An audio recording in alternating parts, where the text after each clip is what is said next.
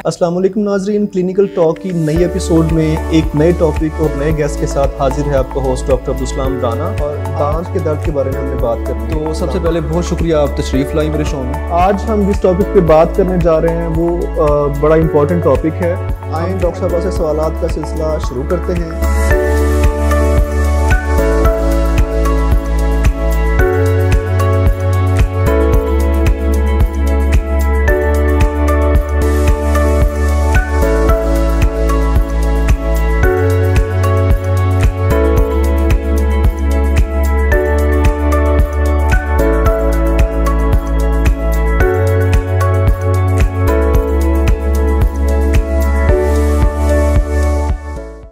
अचानक से काम करना कम हो गया है या बंद हो गया, तो इसका मतलब दिमाग कंट्रोल छोड़ रहा है, फालिज का हमला हुआ है। ठीक है, दिमाग का वो हिस्सा अफेक्टेड हो गया। ये होता क्या है, इंजेक्शन करता क्या है बेसिकली, मैंने आपको बताया जैसे ब्लड जो वेसल है ना वो ब्लॉक हो जाती है। जब हम ये इंजेक्शन लगाते हैं ना, इसका काम होता है खून पतला करना। ठीक है, जो लोथरा बन जाता है ना खून की नाली के अंदर, ये उसको डिसॉल्व कर देता है, उसको ख़त्म कर देता है। उससे क्या होगा कि जो खून की नाली के अंदर जो रुकावट है ना वो दोबारा से सही हो जाएगी और खून दोबारा से चलना शुरू हो जाएगा।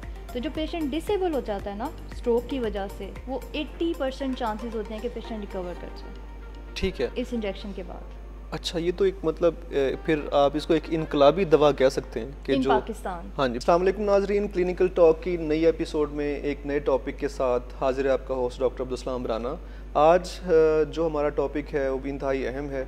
हमने बात करनी है फालिज पे। उसके लिए हमने दावत दी है डॉक्टर कोकब फातिमा को, जो कि माहिर इमराज़ फालिज, असाब और पट्ठा हैं। तो इन्होंने जो है मुख्तलिफ़ हॉस्पिटल्स में अपने फ़राइज़ मनसबी सर अंजाम दिए हैं। इनमें से जो इनकी ग्रेजुएशन है वो फ़ातिमा जना मेडिकल यूनिवर्सिटी लाहौर से है और गंगाराम हॉस्पिटल लाहौर में इन्होंने अपनी सर्विसेज दी। और आजकल as a consultant neuro physician Bashir hospital Sialkot में अपनी सर्विसेज दे रही हैं। तो डॉक्टर साहबा बहुत शुक्रिया, मैं आपको अपने शो में वेलकम करता हूँ। Thank you. अस्सलाम वालेकुम। वालेकुम अस्सलाम। बिस्मिल्लाहिर्रहमानिर्रहीम। आई होप आपके इस शो की वजह से मैं काफ़ी हद तक लोगों में अवेयरनेस ला सकूंगी कि फालिज क्या होता है। इंशाल्लाह जी। आज हमारा टॉपिक भी यही है और आपने जैसे पहले जिक्र हो रहा था कि नंबर 1 कॉज ऑफ डिसेबिलिटी है।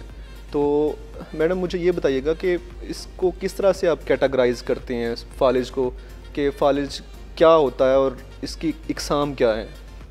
अच्छा, इसमें ये होता है कि मैं इसको ना, चूँकि हमारा आगाही के मुताबिक प्रोग्राम है तो मैं इसको बहुत सिंपल करूँ जी। तो पहले मैं आपको ये बताना चाहूँगी कि हमारा दिमाग काम कैसे करता है। अल्लाह ताला ने हमारे दिमाग को ना मुख्तलिफ हिस्सों में डिवाइड किया हुआ है जी। जिसका मतलब कुछ हिस्से का काम है नज़र कंट्रोल करना, कुछ का बाजू, कुछ का टांग, कुछ का बोलने का स्टाइल। इन केस अगर आपको ऐसा लगे कि आपके रिश्तेदारों में या किसी भी मरीज़ को या किसी भी पर्सन का कोई भी हिस्सा अचानक से काम करना कम हो गया है या बंद हो गया, तो इसका मतलब दिमाग कंट्रोल छोड़ रहा है, फालिज का हमला हुआ है। ठीक है, दिमाग का वो हिस्सा अफेक्टेड हो गया। ठीक हो गया। अब होता क्यों है, फालिज क्यों होता है जी? फालिज को या दिमाग को काम करने के लिए बेसिकली अल्लाह ताला ने ना उसमें खून की सप्लाई रखी हुई है और खून जाता है हमारा ब्लड वेसल्स के थ्रू। ब्लड वेसल्स को अगर मैं आपको सिंपल लैंग्वेज में बताऊं तो जैसे पाइप की नालियाँ होती हैं ना, पाइप होते हैं, इस तरह से सिंपल मिसाल है खून की नालियाँ जैसे, मतलब हाँ मैं इसको इस तरह से सिंपल कर देती हूँ। मैं अक्सर पेशेंट्स को भी ना यही वाली एग्जांपल देती हूँ कि देखिए जब आप नए नए घर बनाते हैं, आप नए नए पाइप डालते हैं, वो शुरू में बिल्कुल साफ़ सुथरे होते हैं और with the passage of time काफ़ी सालों के बाद आपको पता चलता है कि कहीं कोई ब्लॉकेज आ रही है। क्या ठीक है, जब वो ब्लॉकेज आ रही होती है तो अल्टीमेटली वो फ्लो ड्रेनेज होती है वो बंद कर देती है। बिल्कुल ऐसा है। ठीक है, इसी तरह का सिस्टम अल्लाह ताला ने इंसान के जिस्म के अंदर रखा है। आपने बहुत अच्छी जो है ना एग्जांपल दी है, उससे मुझे भी समझ आ गया।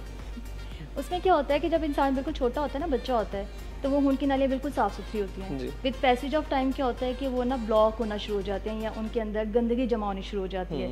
यूजुअली गंदगी इस वजह से आती है, अक्सर औकात ना चर्बी होती है हमारे जिस्म के अंदर, वो जमा होना शुरू हो जाती है। फिर मुख्तलिफ चीज़ें होती हैं जो कि ब्लड की नालियों को टाइट कर देती हैं। तो आपने अभी जिक्र किया कि ये गंदगी से अट जाती हैं, ये खून की नालियाँ जो होती हैं, तो ये गंदगी क्यों पैदा होती है और इसकी क्या वजूहात है? इसकी ना मुख्तलिफ वजूहात होती हैं। अगर मैं आपको सिंपल लैंग्वेज में बताऊँ, सिंपल करके, तो जैसे चर्बी होती है ना, जैसे घर के किचन के पाइप के अंदर चर्बी आहिस्ता आहिस्ता जमा होने शुरू हो जाती है। इस तरह ह्यूमन बींग्स के अंदर भी होती है। रफली उसको हम कोलेस्ट्रॉल डिपोजिशन कहते हैं, एथेरोस्क्लेरोसिस कहते हैं मेडिकल टर्म्स के अंदर। इसके अलावा जो ब्लड प्रेशर होता है, ये इसकी वजह से ब्लड वेसल्स जो होती हैं ना, वो काफ़ी हद तक टाइट होना शुरू हो जाती हैं, कमज़ोर हो जाती हैं। विद एज प्रोसेस ये सारा कुछ एक्सटेंड करना शुरू हो जाता है। ठीक है। तो इसमें होता क्या है, बेसिकली कहीं पे भी ब्लॉकेज आ गई है, ठीक है, तो वो हिस्सा दिमाग का वो ब्लड डिप्राइव्ड हो जाएगा, उसे खून नहीं मिलेगा, वो मुतासिर होना शुरू हो जाएगी। अब अगर खून नहीं मिल रहा तो सारी खुराक दिमाग को खून से जाती है, तो इसका मतलब है कि वो हिस्सा कॉम्प्रोमाइज हो रहा है, वो हिस्सा अपना काम सही तरीके से नहीं कर सकेगा। नहीं कर सकेगा। जब वो कॉम्प्रोमाइज हो जाएगा तो फिर वो हिस्सा काम करना छोड़ देगा। ठीक है। जैसे फॉर एग्जाम्पल, अगर मैं बैठी हुई हूँ और मेरा ये हिस्सा काम कर रहा है और मुझे एकदम महसूस होता है कि मेरा ये बाजू काम नहीं कर रहा, कमज़ोर पड़ रहा है, ये बिल्कुल ही डेड हो जाता है, तो इसका मतलब है कि दिमाग का वो हिस्सा जो बाजू को कंट्रोल करता था वो कॉम्प्रोमाइज हो रहा है, काम करना छोड़ गया। ठीक हो गया। इस तरह से आप इसको कह सकते हैं। इसके अलावा इसकी कुछ मतलब और क्या टाइप्स होती हैं? मतलब आपने कहा ना, एक तो इसमें प्लेक जमा हो जाता है या जो चर्बी है वो जमा होकर इसमें अट जाती है और खून के बहाव को रोक देती है। बिल्कुल ऐसा ही। ठीक है। इसके अलावा भी कुछ कोई बिल्कुल ऐसा होता है। कभी कभी क्या होता है कि विद टाइम जो हमारी खून की नालियाँ होती हैं ना, वो खुद ब खुद फट जाती हैं, जिसे हम ब्रेन हेमरेज कहते हैं। ठीक है। उसकी क्या वजूहत होती हैं? उसकी मोस्ट कॉमन वजह ये होती है ब्लड प्रेशर। अच्छा। ब्लड प्रेशर की वजह से ब्लड वेसल जो है टाइट हो जाते हैं और किसी भी वक्त लीकेज होना शुरू हो जाती है, और लीकेज जब अगर हो जाएगी ना तो वो ब्रेन हेमरेज हो जाता है और फिर ब्लड वहाँ पे निकलना शुरू हो जाता है। खून जो है नालियों से निकल के और ब्रेन का जो टिश्यू होता है उस पर जमा होना शुरू हो जाता है। वो भी ज़ाहिर है प्रेशर डालेगा तो वो अपना काम छोड़ देगा। खून जो ब्रेन को काम करने के लिए चाहिए था वो उसको मिल नहीं रहा, वो बाहर चला गया। ठीक है। तो वो सारा हिस्सा कॉम्प्रोमाइज हो जाएगा। ठीक हो गया। अच्छा डॉक्टर साहब, मुझे ये बताइएगा, क्योंकि घर में कोई 5-7 लोग होते हैं, ठीक है, एक फैमिली में, तो अगर किसी मेंबर को फालिज हुआ है तो उनको कैसे पता चलेगा? आप तो डॉक्टर हैं, आपको पता चल सकता है कि इसको फालिज हुआ है, यानी घर में एट द स्पॉट कैसे वो अंदाज़ा लगाएं, तो उसकी क्या अलामात होती हैं? ये आपने बहुत अच्छा सवाल पूछा है। मैं अक्सर देखती हूँ कि लोगों को, इवन डॉक्टर्स को भी पता नहीं चलता समटाइम्स कि उनके घर में या रिलेटिव्स को फालिज का हमला हुआ है। इसमें आप ना चंद बातें याद रखें। फॉर एग्जांपल, अगर एक बंदा नॉर्मली बोल रहा है, बैठे बैठे उसका मुंह टेढ़ा हो गया, ठीक है, या वो ठीक बोल रहा था, उसे बोलने में मसला आ रहा है या बोलना बंद हो गया है, या फिर उसका बाजू या टांग किसी भी हद उसमें कोई कमज़ोरी आ गई है या बिल्कुल डेड हो गया, काम नहीं कर रहा, पेशेंट से अब चला नहीं जा रहा, तो आप ज़रूर सोचें कि पेशेंट को फालिज का हमला हुआ है। अगर पेशेंट खड़ा है तो वो खड़े खड़े गिर भी सकता है। बिल्कुल गिर सकता है। या पेशेंट अगर बिल्कुल ठीक सोया और सुबह उठ के उसे चला नहीं जा रहा, तो ये यकीनन फालिज का अटैक है, तो आपको ये सोचना चाहिए। ठीक है। एक और चीज़ होती है, हमारी आंखों पे भी फालिज पड़ता है। अच्छा। इन केस अगर एक मरीज़ है जो कह रहा है कि मुझे यार इस आंख से धुंधला नज़र आ रहा है या बिल्कुल नज़र नहीं आ रहा, तो आपको फालिज का ज़रूर सोचना चाहिए। ठीक है। तो इसके बाद अब उस पेशेंट को हॉस्पिटल लेके आए, इसके बाद क्या करेंगे? मतलब उसका क्या ट्रीटमेंट होगा, क्या करना चाहिए, आप क्या एडवाइस करेंगे? अच्छा, इसमें ये होता है क्योंकि सॉरी आपकी बात को मैं इंटरफेयर कर रहा हूँ, जो हमारे शोज़ हैं उसको मतलब आम लोगों के साथ साथ जो डॉक्टर्स हैं या मेडिकल ऑफिसर हैं या मेडिकल के स्टूडेंट हैं वो भी देख रहे होते हैं, ताकि उनको भी जो है ना ज़रा इस चीज़ से बेनिफिट मिले। Okay okay. इसमें ये होता है कि जब आप सबसे पहली बात है, जब मुझे 8 महीने में सियालकोट में काम करते हुए जो मैंने देखा है, पहली बात है कि पेशेंट लेट आता है, अलामत का पता ही नहीं चलता। खैर, आप अगर आपको लग रहा है कि पेशेंट को फालिज का हमला हुआ है, पेशेंट इमरजेंसी में हमारे पास आया है, तो हम उसमें 2-3 चीज़ें ये करते हैं, मस्ट करते हैं। एक तो शुगर ज़रूर चेक करते हैं, ब्लड प्रेशर ज़रूर चेक करते हैं। ठीक है। और मुआयना करने के बाद जब फालिज हम देख लेते हैं कि मरीज़ को फालिज का हमला हुआ है, तो हम उसका दिमाग का CT स्कैन कराते हैं। ठीक है। उसमें हमने यही देखना होता है, जैसे हमने आपको पहले भी बात की है, कि खून की नाली या तो ब्लॉक हुई है या ब्रेन हेमरेज हुआ है। ठीक है। क्योंकि दोनों का ट्रीटमेंट बिल्कुल डिफरेंट है। एक में आपने ब्लड थिनर्स देने होते हैं और एक में आपने नहीं देने होते। और अगर मतलब इसमें नेग्लिजेंस हो जाए, मतलब अगर आप को ब्रेन हेमरेज हुआ है और ब्लड थिनर दे दें, तो वो फर्दर जो है ख़राब हो सकता है, पेशेंट ख़राब होगा। तो डॉक्टर साहबा, ये मिथ है, लोग जो है ना ये सोचते हैं क्योंकि एक एस्पिरिन एक फार्मूला है, मेडिसिन है, तो वो आसानी से मिल जाती है, तो वो लोग ये कहते हैं कि अगर इसको फालिज हुआ है या उनको आइडिया हो गया थोड़ा सा, तो वो फिर डिस्प्रिन उसको खिला देते हैं। तो उसकी क्या इफ़ेक्टिवनेस है, ताकि आप जब लोगों को बताएंगे तो मैं भी जो है ना इसका कोई इफेक्ट हो? इसमें ये सीन आता है, मैंने आपको बताया कि पहले हमने देखना होता है फालिज किस किस्म का है। इन केस अगर खून की नाली फट गई है, ब्रेन हेमरेज हो गया और आपने पहले ही खून पतला करने वाली दवाई दे दी, डिस्प्रिन खून पतला करती जी है, बिल्कुल ऐसा। इसका मतलब है कि दिमाग के अंदर वो लीक करता जाएगा, वो क्लॉट नहीं बनेगा, वो नुकसान हो जाता है। ये कभी भी नहीं आपको देना चाहिए। आपको पहले हमेशा सीटी स्कैन करके उसकी टाइपिंग करनी चाहिए कि पेशेंट को बेसिकली फालज किस किस्म का हुआ है। ठीक है, तो डॉक्टर साहबा मुझे ये बताइएगा कि आपने कहा फालिज होता है और 150 मिलियन लोगों को वर्ल्ड वाइड होता है। 150 मिलियन में से जो है वो बहुत सारी जो उसकी रेशो है वो अंडर डेवलप्ड कंट्रीज़ जो होते हैं वहाँ पे उन लोगों को होती है। तो इतने फालिज होने की क्या वजह है और रिस्क फैक्टर्स क्या होते हैं? रिस्क फैक्टर का मतलब है कि किस मरीज़ को या किस इंसान को ये बीमारी हो सकती है, पॉसिबल वजह क्या है। इसमें ना हम इसको दो तरह से कैटेगराइज करते हैं। कुछ चीज़ें होती हैं जिसको आप चेंज कर सकते हैं, कुछ होते हैं आप उसको चेंज नहीं कर सकते। फॉर एग्जाम्पल एज हमारे कंट्रोल में नहीं है, बिल्कुल ऐसा है। फिर जेंडर हमारे कंट्रोल में नहीं है, बिल्कुल। हम किस सब कॉन्टिनेंट में रहते हैं ये हमारे कंट्रोल में नहीं है, लेकिन कुछ चीज़ें हमारे कंट्रोल में हैं। फॉर एग्जाम्पल जो लोग स्मोकर होते हैं, ठीक है, जो लोग एल्कोहलिक होते हैं, जो लोग बहुत ओबीज हैं, अपना वेट कंट्रोल नहीं करते, ठीक है, और कुछ लोगों को बीमारियां होती हैं। बीमारियों में होता है सबसे ज़्यादा ब्लड प्रेशर का मसला, शुगर का मसला होता है, फिर उनको कोलेस्ट्रॉल का मसला होता है जिसे डिस्लिपिडीमिया कहते हैं, या तो हार्ट डिजीज पाकिस्तान में और सियालकोट जैसे इलाके में तो बहुत कॉमन है। हाँ जी। खानदान में आपको ना ये तीनों चीज़ें मिलेंगी, ब्लड प्रेशर, शुगर और मोटापा, दिल का मसला। ठीक है। तो जिन लोगों में ये हो और ऊपर से उनकी फिजिकल एक्टिविटी भी अच्छी नहीं होती, ज़्यादातर आजकल सेडेंटरी लाइफस्टाइल है, पुअर डाइट है, ये सारी चीज़ें मिलकर एक पेशेंट को प्रोन करती हैं, उसका रिस्क फैक्टर बढ़ा देती हैं कि उसको फालज हो सके। ठीक है, तो एक और फैक्टर जो क्योंकि लास्ट टाइम हमारा शो हुआ था उसमें हम कार्डिक इश्यूज़ पे बात कर रहे थे, तो स्ट्रेस का बड़ा इंपॉर्टेंट रोल होता है कार्डिक इश्यूज़ पे। क्या ये जो फालिज का इशू है, ये बीमारी, तो स्ट्रेस का या जो परेशानी है या एंग्जाइटी, डिप्रेशन, ये जो साइकोलॉजिकल डिसऑर्डर्स हैं, इनका इम्पैक्ट होता है इस चीज़ के ऊपर? एग्जैक्टली होता है। जैसे अगर आप देखें ना, स्ट्रेस है, स्ट्रेस क्या करता है हमारी बॉडी में, ऐसे हार्मोन्स रिलीज करता है, यानी ऐसे केमिकल्स रिलीज करता है जो हमें एक्टिवेट करता है, उससे ब्लड प्रेशर बढ़ता है, शुगर बढ़ने के चांसेस होते हैं, और हार्ट जो होता है वो ज़्यादा तेज़ी से पंप करना शुरू कर देता है। इन केस अगर ऑलरेडी किसी को हार्ट डिजीज़ हो तो उसकी दिल की धड़कन बेरब्त होने के चांसेस होते हैं, जिसको हम एट्रियल फिब्रिलेशन कहते हैं, and it is one of the leading cause of stroke. ठीक है, अगर दिल की धड़कन जो है वो प्रॉपर जो है ना हो, हाँ जी, उसमें तरतीब में फ़र्क हो जाए, मतलब दिल के 4 खाने होते हैं ना, उसमें ये भी हो सकता है कि पहले एक खाना जो है वो पंप करे और उसके जो टाइमिंग का डिफरेंस है वो कम हो जाए या ज़्यादा हो जाए। होता क्या है, जैसे अगर दिन नॉर्मली ना उसका एक रिदम होता है, ठीक है, यानी हर फॉर एग्जांपल रफली 1 सेकंड के बाद उसने कॉन्ट्रैक्ट करना है, यानी उसने पंप करना है, बीच में वो थोड़ी देर पंप करता है और फिर थोड़ी देर पंप नहीं करता, वो पंपिंग डेफिसिट आ जाएगा कि ब्रेन तक खून नहीं जाएगा। वो जितना खून नहीं जाएगा, अगेन चांस है कि अगर खून नहीं जा रहा तो वो उसका सप्लाई जो है ना कॉम्प्रोमाइज़ हो गया, पेशेंट का जो ब्रेन है ना वो काम नहीं करेगा और कोई ना कोई हिस्सा फालिज ज़्यादा हो जाएगा। ठीक है, तो मुझे ये बताइएगा डॉक्टर साहबा कि इनका मतलब जो ट्रीटमेंट में कोई पेशरफ्त हुई है, या क्योंकि देखें ना, पेशेंट को स्ट्रोक हुआ, पहले तो ये होता था वो घर जाके पड़े रहते थे और एट द एंड मर जाते थे माजूर होके, या नमोनिया की वजह से, या किसी और जो कॉम्प्लिकेशंस होती हैं, मतलब बेड रिडन पेशेंट को, उसकी वजह से। उसके बाद माशाल्लाह हमारे फिजियोथेरेपी का जो इतना रुझान बढ़ गया है, ठीक है, कि कम से कम ये जो रेशो है ना जो डिसेबिलिटी की, ठीक है, जो पेशेंट घर पड़े पड़े उनकी डेथ हो जाती थी, वो उठ ही नहीं पाते थे फालिज के बाद, वो रेशो बहुत ज़्यादा कम हो गई है। लेकिन क्या कोई ऐसा ट्रीटमेंट भी है जो लाइफ सेविंग हो? इसमें ये सीन है, वैसे दुनिया में तो बहुत काम हो रहा है, लेकिन मैं पाकिस्तान के बारे में बात करूँ जी। पाकिस्तान में अब हमारी पाकिस्तान सोसाइटी ऑफ न्यूरोलॉजी की बहुत ज़्यादा एफर्ट्स की वजह से एक इंजेक्शन होता है जिसे हम TPA कहते हैं, टिश्यू प्लाज्मिनोजन एक्टिवेटर, ठीक है, अब वो इंट्रोड्यूस हो रहा है पाकिस्तान में। वैसे तो वो पूरी दुनिया में 1995 से लग रहा है, हमारे मुल्क में आपको पता ही है। उसका ये फ़ायदा है कि वाहिद FDA अप्रूव ट्रीटमेंट है स्ट्रोक के लिए, ठीक है, और वो भी कौन सा स्ट्रोक है जिसमें खून की नालियों की ब्लॉकेज हो जाए।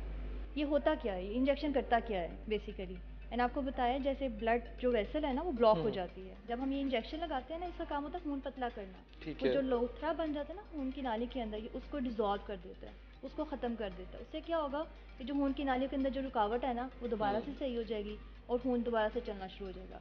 तो जो पेशेंट डिसेबल हो जाता है ना स्ट्रोक की वजह से, वो 80% चांसेस होते हैं कि पेशेंट रिकवर कर जाए, ठीक है, इस इंजेक्शन के बाद।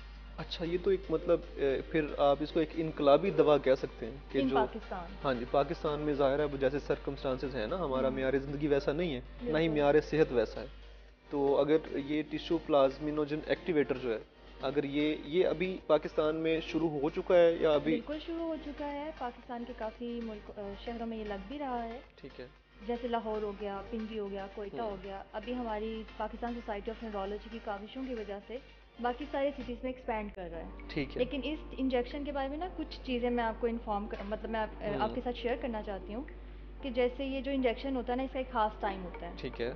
अगर तो अलामात के 4.5 घंटे के अंदर मरीज़ आ जाए, 4.5 आवर्स के अंदर अंदर एमरजेंसी में आ जाए, ठीक है, और वो आपको वहाँ पे उन्होंने असेस किया, आपका सीटी स्कैन करवा लिया, उसके अंदर ब्रेन हेमरेज नहीं है, तो इसका मतलब है you are a candidate of TPA injection. ठीक है। ठीक है, जब हम टीपीए लगा देते हैं ना, तो उसका आधे घंटे के अंदर ही पेशेंट को रिस्पॉन्स आना शुरू हो जाता है। टीपीए के बाद हमने पेशेंट को आईसीयू में एडमिट करना होता है ताकि हम पेशेंट को फर्दर मॉनिटर कर सकें। फिर हम दोबारा से सीटी स्कैन करवाते हैं और अल्हम्दुलिल्लाह इसके बहुत अच्छे रिजल्ट्स हैं। ठीक है। अच्छा, फालिज के बारे में ये है कि पहले जो एक थोड़े सी शिद्दत का फालिज होता है और उसके बाद जो है ना, जब पेशेंट दाखिल होता है या पेशेंट लापरवाही करता है, घर पे ही रहता है, तो फिर बड़े लेवल का एक जो है वो फालिज हो सकता है, यानी उसका हम मेडिकल की लैंग्वेज में उसका रिकरेंस रेट कहते हैं। ठीक है, रिकरेंस रेट इसका क्या है फालिज का? क्या ये मतलब बार बार होता रहता है? ठीक है, या एक पेशेंट में अगर एक बार हुआ है, दोबारा कितने दिन के अंदर होने के चांसेस हैं? ये आपने बहुत अच्छा सवाल किया है, क्योंकि हमारे यहाँ पे ना नेग्लिजेंस बहुत ज़्यादा है। नेग्लिजेंस की वजह भी यही है कि लैक ऑफ अवेयरनेस, लोगों को इतना आइडिया नहीं है। जिसको एक दफ़ा फालज हो गया है ना, उसको उसी साल के अंदर 18 to 25% चांसेस है कि दोबारा से फालज हो। अच्छा। वजह क्या होगी? वही कि उसने अपने रिस्क फैक्टर्स कंट्रोल नहीं किए होंगे। यहाँ पे लोग क्या करते हैं, जैसे मेरे पास आते हैं जो मैंने प्रैक्टिस में देखे हैं कि उन्हें ब्लड प्रेशर होता है और वो कहते हैं कि आज मुझे लग रहा है ब्लड प्रेशर ज़्यादा है तो मैंने दवाई खा ली। अच्छा। या उन्हें लगता है कि मुझे शुगर है तो मुझे लग रही थी शुगर खराब है तो मैंने दवाई खा ली है। यानी वो प्रॉपरली वो मेडिसिन नहीं लेते, यानी जब ठीक हो छोड़ देते हैं। बिल्कुल छोड़ देते हैं इस तरह से। तो ये ज़्यादा नुकसान करते हैं बजाय इसके कि वो बिल्कुल ही मेडिसिन ना लें। अच्छा, मैंने एक स्टडी जो है वो आर्टिकल पढ़ा, उसमें ये था कि अगर आपने ब्लड प्रेशर की मेडिसिन छोड़ी है ना, ठीक है, तो उसका नुकसान जो है वो आपको ज़्यादा है और ब्लड प्रेशर पहले से ज़्यादा जो है ना स्केल के अंदर ऊपर जाता है। तो ऐसा ही है, ऐसा ही है। उसमें फिर ज़ाहिर है हेमरेजिक स्ट्रोक होने के चांसेस वो बढ़ जाते हैं। एग्जैक्टली। डॉक्टर साहब ये बताइएगा कि एक बंदे को अगर फालिज हो गया है, स्ट्रोक हो गया है, तो उसको ठीक होने में कितना टाइम लगता है? अच्छा, इसमें डिपेंड करता है, सबसे पहली बात है फालिज किस किस्म का हुआ है। ठीक है। ठीक है, अगर हेमरेजिक स्ट्रोक है, मतलब खून की शरीयान फट गई है, तो वो एक सीरियस चीज़ होती है, ज़्यादा क्रिटिकल होता है, उसमें एक फर्दर कैटेगरी आ जाती है। लेकिन इन केस अगर खून की नाली ब्लॉक हुई है ना, तो डिपेंड करता है पेशेंट की एज क्या है। ठीक है, जितनी ज़्यादा एज होगी ना, उसमें रिकवरी के चांसेस कम होते हैं। और कितना बड़ा फालिज हुआ है। बड़े फालिज का मतलब पता है क्या होता है कि पेशेंट की एक हाफ साइड, पेशेंट के बोलने का मसला है या पेशेंट की नज़र, इन तीनों में से कोई भी चला जाए ना, तो इसका मतलब है पेशेंट को बड़ा फालिज हुआ है। छोटे फालिज का मतलब ये होता है यहाँ से बोलने में मसला आया है, नज़र बंद हो गई है, बाजू का मसला आ गया, उसकी रिकवरी जल्दी होती है एज़ कम्पेयर बड़े फालिज की। ठीक है। तो इन केस अगर बड़ा फालिज है ना, तो पेशेंट को रिकवर होने में मैक्सिमम 6 मंथ्स लगते हैं। अच्छा। बेहतरीन जो इम्प्रूवमेंट आती है ना, वो फर्स्ट 3 मंथ्स में आती है। ठीक है। फिर भी हम पेशेंट को कहते हैं कि आप उम्मीद ना छोड़ें, 6 महीने भी और दें, आप बेहतर हो जाएंगे। बिल्कुल ऐसा। इन केस अगर जिसको बोलने का मसला आता है, तो उसको 2 से 3 महीने लग सकते हैं बेहतर होने में, बोलने में बेहतर होने में। ठीक है। फिर भी मैक्सिमम रिकवरी जो होती है स्पीच की, वो 1 ईयर तक आती है। इन केस अगर 1 साल के बाद भी पेशेंट की इतनी रिकवरी नहीं आई, तो चांसेस यही होते हैं कि पेशेंट रिकवर शायद ना करे। दोनों जो आपने किस्में बताई हैं फालिज की, कि एक इस्कीमिक स्ट्रोक है और एक हेमरेजिक स्ट्रोक है, तो उसके अंदर जो टाइम होता है वो इतना ही लगता है रिकवर होने में या कुछ फ़र्क होता है? बहुत फ़र्क होता है। जैसे अगर हेमरेजिक स्ट्रोक है ना, तो डिपेंड करता है कि हेमरेज के साथ क्या हुआ है। हेमरेज के साथ अगर तो जैसे दिमाग के अंदर ना पानी की थैलियाँ होती है, जिसे हम वेंट्रिकल्स बोलते हैं, इन केस अगर उसके अंदर एक्सटेंशन हो गई है ना, ब्लड उसके अंदर चला गया, तो वो ग्रेव प्रोग्नोसिस है। पेशेंट की जो मॉर्टेलिटी रेट है या पेशेंट की जो डेथ के चांसेस हैं, वो विद इन 30 डेज बहुत इंक्रीज हो जाते हैं। अच्छा। ऑलमोस्ट 80 to 85% तक होते हैं। ठीक है। लेकिन जो इस्कीमिक स्ट्रोक है, चूँकि इसकी कैटेगरी है, बड़ा है, छोटा है, किस एरिया को इन्वॉल्व किया है, किस एज में हुआ है, पेशेंट को कितने रिस्क फैक्टर्स हैं। फॉर एग्जांपल, अगर एक पेशेंट है जिसको सिर्फ ब्लड प्रेशर है और उसकी एज 50 इयर्स है या 60 इयर्स भी है, तो उसकी रिकवरी के चांसेस ज़्यादा अच्छे हैं एज़ कम्पेयर टू उस पेशेंट के जिसको मल्टीपल रिस्क फैक्टर्स हैं। मल्टीपल मतलब है डायबिटीज़ भी है, स्मोकर भी है, ठीक है, मोटा भी है, तो उसमें रिकवरी के चांसेस और आलू वाले पराठे भी खाता है। एग्जैक्टली।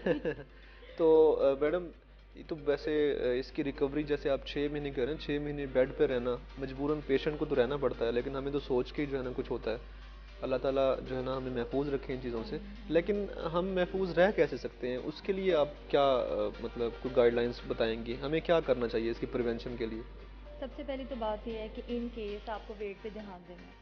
अगर तो आप ओवर वेट हैं, आपकी फैमिली में ओबेसिटी रन करती है, तो आपने वेट कंट्रोल करना है। इसके लिए जो स्टैंडर्ड गाइडलाइंस है ना वो ये है कि 150 मिनट्स पर वीक जो बनते हैं तकरीबन आधा घंटा रोज़ाना, ये वॉक करनी चाहिए आपको। ठीक है। आपको हेल्दी डाइट लेनी चाहिए। फिर इसमें ये सीन है कि इन केस अगर आप स्मोकिंग क्विट कर सकते हैं तो प्लीज़ उसको क्विट कर दें, छोड़ दें। अल्कोहल, जो अल्कोहल लेते हैं उनको अल्कोहल छोड़ देनी चाहिए। अगर कोई पेशेंट है जिसको ब्लड प्रेशर का मसला है, शुगर का मसला है, कोई ऐसी बीमारी चल रही है, तो उसके लिए मेडिसिन प्रॉपरली लेनी चाहिए। मेडिसिन नहीं छोड़नी, मेडिसिन नहीं छोड़नी। जो लोग मेडिसिन छोड़ देते हैं ना, या जो मेडिसिन जिनको फालज हो जाता है उसके बाद ही हम उनको मेडिसिन कंटिन्यू कराते हैं। हमारा बेसिक पर्पस यही होता है कि उसको दोबारा से फालज ना हो। जो मैंने आपको मिसाल बताई ना कि खून की नालियाँ ब्लॉक होना शुरू हो जाती हैं, अगर तो मेडिसिन आप कंटिन्यू रखते हैं तो ब्लॉकेज के चांसेस मिनिमम हो जाते हैं। ठीक है। तो पेशेंट वही ज़्यादा ख़राब होता है जो बीच में से मेडिसिन छोड़ देता है, या उसे लगता है कि अब तो मैं बिल्कुल ठीक हो गया। ठीक हो गया। डॉक्टर साहब बहुत अच्छी जो है ना आपने इन्फॉर्मेशन दी, और लोगों के लिए बड़ी एक अवेयरनेस इस चीज़ की बहुत ज़रूरी थी, तो आपने हमें टाइम दिया। अब मुझे बस जो है ना ये बताइएगा कि क्लिनिकल टॉक हमारा जो अवेयरनेस कैंपेन है हमारी तरफ से, एक मतलब काविश है छोटी सी, आपको यहाँ पे आके कैसा लगा? मुझे बहुत अच्छा लगा। बेसिकली मैं तो ये देखना चाह रही थी कि मैं किसी तरह लोगों में अवेयरनेस लाऊं। मेरे कुछ पॉइंट्स हैं, इन केस अगर आप मुझे इजाज़त दें मैं लोगों के साथ कम्युनिकेट करना चाहती हूँ। जी श्योर। यहाँ पे 8 महीने जो मैंने सारी ट्रेनिंग की है ना, प्रैक्टिस की है, 8 महीने सियालकोट में मैंने प्रैक्टिस करते हुए जो मैंने देखा है, 3-4 चीज़ें हैं जो मुझे लगता है कि थोड़ी सी इम्प्रूव होनी चाहिए। पहली बात है कि इन केस अगर आपको लगे कि फालज का हमला हुआ है आपके किसी रिश्तेदारों में, किसी जानने वाले को, किसी आसपास के पास, उस मरीज़ को कभी भी खुद से आपने ब्लड प्रेशर कम करने वाली दवाई नहीं देनी। ये फ़ायदा देने के बजाय नुकसान देती है। फिर उस पेशेंट को हमेशा आप CT स्कैन ज़रूर करवाया करें। पेशेंट को 24 घंटे गुजर जाते हैं, 48 घंटे गुजर जाते हैं, उनका CT स्कैन नहीं होता। हमें पता नहीं चलता कि पेशेंट को बेसिकली ब्रेन हैमरेज हुआ है या पेशेंट को ब्लॉकेज की वजह से फालज हुआ है। ठीक है। इसके अलावा जो मैंने देखा है वही वाली बात कि पेशेंट जो है ना वो मेडिसिन प्रॉपर्ली नहीं लेते, वो छोड़ देते हैं बीच में। तो ये आप फ़ायदे के बजाय ना नुकसान करना शुरू कर देते हैं। तो आखिरी मेरा क्वेश्चन है आपसे कि सुंदर फाउंडेशन विज़िट किया आपने, यहाँ पे थैलेसीमिया, हीमोफीलिया और ब्लड कैंसर के जो पेशेंट्स हैं उनको जो है ना ब्लड ट्रांसफ्यूजन होती है, तो कैसा देखती हैं इसको? Very inspiring. आपने तो बात ही ख़त्म कर दी और बड़े अच्छे जो है ना वर्ड यूज़ किए हैं। तो नाज़रीन, हमारे साथ डॉक्टर कोको फातिमा मौजूद थी, उन्होंने फालिज से मुतालिक बात की। फालिज जो है ना एक बीमारी नहीं बल्कि जिसको होता है उसके लिए सारी ज़िंदगी की महरूमी है। ठीक है, वो प्रॉपर जो है 100% ठीक नहीं हो पाता। और फालिज जो है जैसे हम पहले भी इस बात पे जोर दे चुके हैं, दुनिया में नंबर 1 काज ऑफ डिसेबिलिटी है। हाँ, हमने इससे बचना कैसे है इस बारे में डॉक्टर साहब ने चंद चीज़ें बताई हैं, तो मैं रिपीट कर देता हूँ। एक तो जो स्मोकर्स हैं स्मोकिंग छोड़ दें, जो ओबेज़ हैं अपना वेट कम करने की कोशिश करें, जिनको डायबिटीज़ और हाइपरटेंशन के इश्यूज़ हैं वो अपनी जो मेडिसिन है वो प्रॉपर लेने की कोशिश करें, और जो अल्कोहलिक हैं वो अल्कोहल छोड़ दें।